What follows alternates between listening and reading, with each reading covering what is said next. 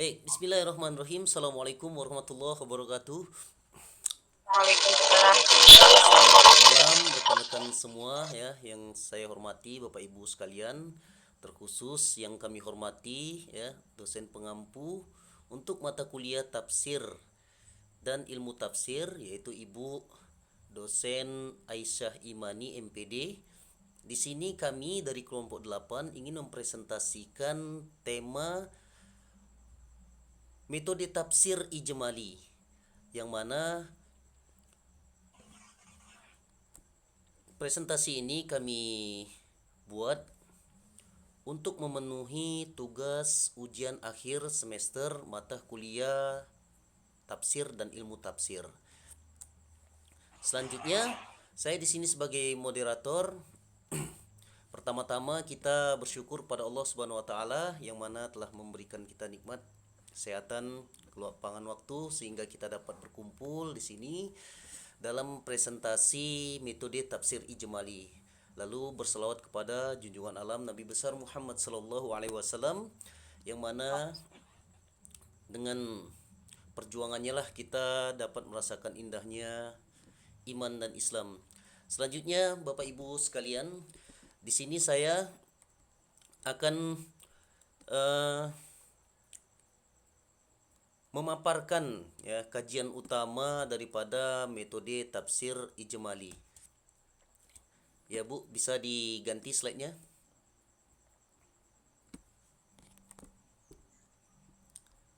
Lanjut Bu ke slide yang kedua ya. Langsung ke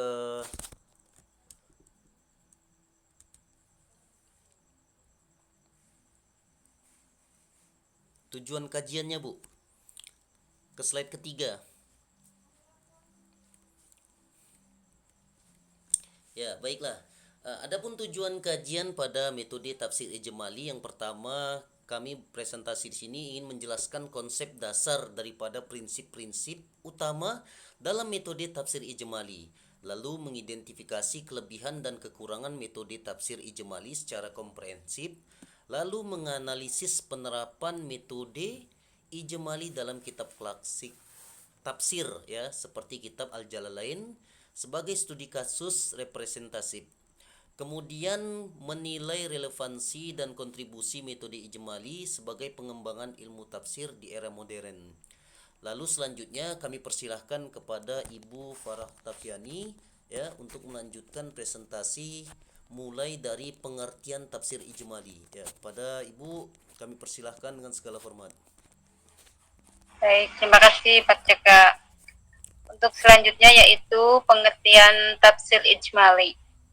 Secara bahasa, kata ijmali berasal dari akar kata yaitu ajmala yujmilu ijmalan, yang berarti meringkas atau mengikhtisarkan atau menyampaikan sesuatu secara umum tanpa perincian. Kemudian dalam konteks bahasa Arab, istilah ini digunakan untuk menunjukkan penjelasan yang singkat namun mencakup inti makna dari suatu pembahasan. Definisi secara terminologis yaitu metode penafsiran yang menjelaskan makna ayat secara global, ringkas dan sesuai urutan mushaf. Adapun tujuannya yaitu memberikan pemahaman cepat tanpa analisis panjang. Sebagai tokoh rujukan yaitu Mana Al-Qottan, Asbi As-Siddiqi, Muhammad Hussein Dahabi, dan juga Ahmad Izzan. Kemudian lanjut ke prinsip-prinsip metode ijmali. Yang pertama yaitu mengikuti urutan mushaf atau mushafi, tafsir ayat demi ayat tanpa lompat tema. Kemudian fokus pada makna global, al-makna al-ijmali, inti pesan bukan rincian hukum. Selanjutnya prinsip yang ketiga yaitu menggunakan sinonim atau padanan kata untuk memudahkan pemahaman. Selanjutnya prinsip keempat, minim analisis linguistik dan retorika atau balaghah. Kemudian yang kelima, menjauhi riwayat Israiliyat yang tidak valid. Kemudian daripada itu hasilnya yaitu tafsir menjadi lebih ringkas, sistematif, dan relatif bebas dari subjektivitas. Demikian Pak Jaka presentasi dari saya. Baiklah, terima kasih kepada Ibu Farah Oktaviani yang telah mempresentasikan tentang pengertian daripada tafsir ijmali, lalu juga ada apa tadi? Prinsip-prinsip metode Prinsip-prinsip metode ijmali ya. Selanjutnya kita melangkah ke kelebihan metode ijmali dan juga kekurangannya ya. Untuk Bapak Ahmad Fauzan kami persilahkan.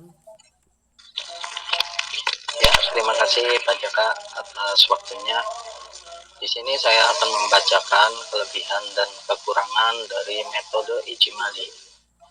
Kelebihan yang pertama sederhana dan mudah diakses oleh semua kalangan. Metode ini menyajikan penafsiran dengan bahasa yang jelas dan tidak rumit sehingga dapat dipahami oleh masyarakat dari berbagai latar belakang pendidikan. Pendekatan globalnya membantu pembaca menangkap makna Al-Quran tanpa harus memiliki kemampuan linguistik Arab yang tinggi. Yang kedua, efisien secara pedagogis, ideal untuk pendidikan dasar tafsir. Dalam konteks pembelajaran, tafsir ijmali sangat membantu guru atau dosen dalam menjelaskan makna ayat secara cepat dan sistematis. Metode ini efektif digunakan di pesantren, madrasah, maupun lembaga pendidikan Islam karena menghemat waktu dan mudah diaplikasikan. Yang ketiga, menjaga kemurnian tafsir karena minim opini pribadi. Karena hanya berfokus pada makna tekstual ayat. Metode ini membatasi masuknya penafsiran subjektif atau pandangan filosofis yang berlebihan. Hal ini menjadikan tafsir ijmali lebih aman dari penyimpangan makna dan menjaga otentisitas ajaran Al-Quran. Dan yang keempat, menjadi dasar bagi studi lanjutan tahlili dan maudu'ij. Tafsir ijmali dapat menjadi fondasi awal sebelum melangkah ke metode yang lebih analitis. Dengan memahami makna global terlebih dahulu, pembaca akan lebih siap mendalami tafsir tematik atau mendalami dengan kerangka ilmiah yang kuat. Selanjutnya, untuk kekurangan dari metode ijmali, yang pertama yaitu dangkal dan kurang analitis, hanya menjelaskan makna literal ayat. Yang kedua, tidak memadai untuk ayat hukum atau ahkam, atau tidak mencakup istinbat dalam perbandingan madhab. Yang ketiga, kurang memperhatikan konteks atau munasabah, atau ayat terlihat parsial. Yang keempat, tidak cocok untuk ayat mutasyabihat atau potensi salah paham dalam akidah. Yang terakhir, keterbatasan akademik atau tidak membahas i'rab, balaghah, dan asbabun nuzul. Terima kasih. Itu yang bisa saya sampaikan. Saya kembalikan kepada Pak Jaka. Ya, terima kasih kepada Bapak Ahmad Fauzan yang telah mempresentasikan pemaparan daripada kelebihan dan kekurangan daripada tafsir ijmali. Selanjutnya kita akan membahas tentang studi kasus tafsir Al-Jalalain ya sebagai studi kasus dalam pembelajaran tafsir ijmali ya. Untuk selanjutnya kami persilahkan kepada Ibu Uki Kalimatus Sa'diyah. Kepada Ibu kami persilahkan dengan segala hormat.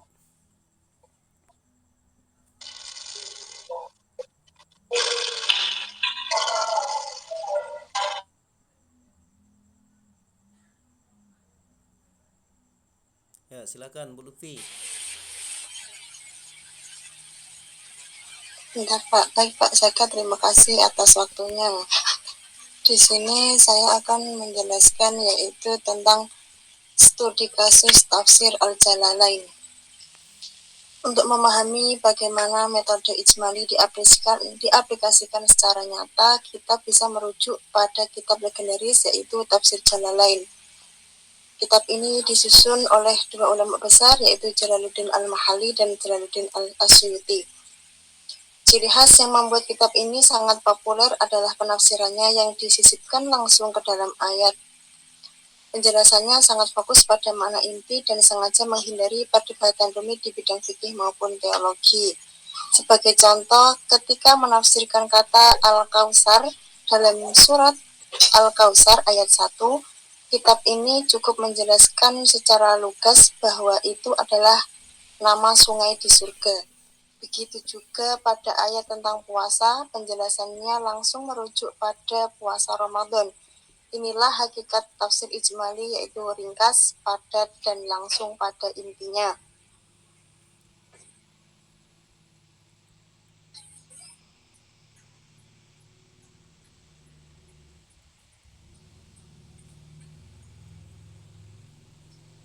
Selanjutnya yaitu perbandingan metode tafsir. Agar kita tidak tertukar, mari kita bandingkan posisi metode ijmali dengan metode lainnya. Tafsir ijmali ibarat peta umum, fokusnya pada makna global dan urutannya sesuai mushaf.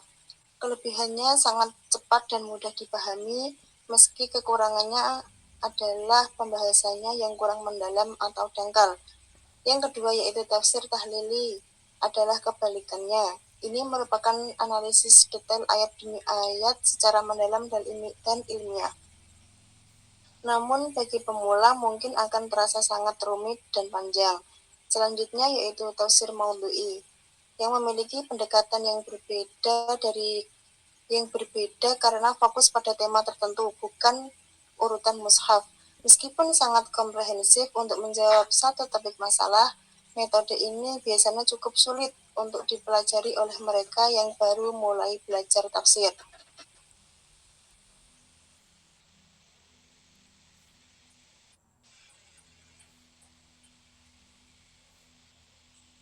Selanjutnya yaitu relevansi di era modern. Terakhir, mengapa kita masih membicarakan metode klasik di tahun 2025? Jawabannya yaitu adalah karena relevansi. Di era modern, masyarakat kita menghadapi arus informasi yang sangat cepat namun memiliki waktu belajar yang sangat terbatas. Tafsir ijmali hadir menawarkan solusi praktis dan adaptif untuk tetap memahami Al-Quran di tengah kesibukan. Metode ini menjadi sangat penting dalam 3 aspek. Yang pertama yaitu sebagai kurikulum dasar di madrasah dan pesantren. Yang kedua sebagai bahan kajian umum bagi masyarakat luas agar mudah memahami pesan Tuhan. Dan yang ketiga sebagai pendamping bagi para penghafal Al-Quran agar mereka memahami apa yang mereka hafalkan secara global. Namun perlu diingat, meskipun praktis, kita tetap perlu menyinergikan metode ini dengan metode tahlili dan maudhu'i agar pemahaman kita tidak hanya cepat tapi juga mendalam dan sesuai konteks zaman. Demikian dari saya, terima kasih.